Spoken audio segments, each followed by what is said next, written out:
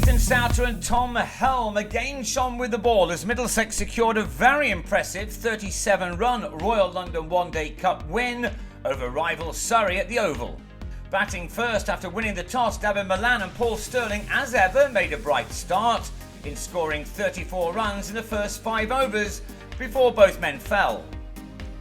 Stirling on 16 chased a wide one from Mornay Morkel to slash to third man, where he found Connor McCurr. Milan, meanwhile, the ball after striking Morkel for a 6, walked across his stumps and was bowled for 19. John Simpson would not have believed it when he hit this ball from Gareth Batty straight back to the bowler, also gone for 19. And when Stevie Eskenazi edged Liam Plunkett to Rory Burns to go for a single, Middlesex were left on 70 for 4 in the 13th over. A rebuilding job was required, and the men with the bricks were Ross Taylor and Nick Gubbins, both of whom had to be patient, waiting for anything to score big off.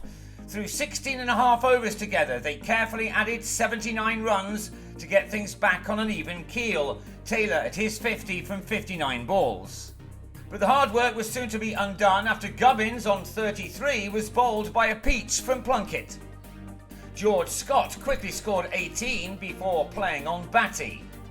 Taylor's knock ended at 64 as he nicked off to Batty, who then had figures of 4 for 23 as he trapped Tom Helm in front for a duck. The total read 199 for 8 moving into the last 10 overs, but Toby Rowland-Jones hadn't given up, this shot going the distance. Helm Sowter did the same off Jordan Clark in making an important 31 runs, he then succumbing to Will Jacks. But Rowland-Jones continued to stall Surrey's advances, aided by last man Stephen Finn, who tucked into McCurr. Rowland-Jones struck another maximum in the final over, only to be stumped off a wide for an enterprising 45, which had helped his side end on 277. And it was then Middlesex who struck early with the new ball. Mark Stoneman top-edged Helm to Finn to go for 7, while Jacks nicked Rowland-Jones behind on 16, Surrey 2 down with 23 runs on the board. Burns and Dean Elgar needed to steady the ship, and that they were able to do whatever was thrown at them. The pair brought up the 100 in the 21st over.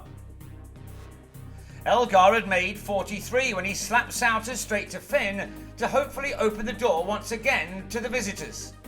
The total read 147 for 4 in the 30th, when Stirling trapped Burns in front for 49, game very much on now. 18-year-old debutant Jamie Smith played brightly before being bowled by Sowter. Surrey 5 down and left with a target of 100 runs from 14 overs. Simpson then showed his worth behind the stumps to send Clark on his way off Helm for a single. Middlesex now the favourites. The danger man was Ben Foakes, who completed a classy 50 from 64 balls, just after the target had become 81 from the last 10 overs. With him still there, Surrey had hopes. But he needed support, and after making 22, Plunkett failed, bowled by the again impressive Sowter. The target was down to 44 off the final 4 when McCurr lofted Helm to Milan. Then 4 balls later, the big wicket of Foakes for 71 as he flogged a shot out to Stirling. Sowter ended with 4 for 37, Batty the last to go as he struck him to Milan. With Helm adding figures of 4 for 40, Surrey had been dismissed for 240. And that gave Middlesex a wonderful, very professionally played win by 37 runs to make it 3 victories from 4. Next it's Sussex at Lords in front of the TV cameras on Saturday.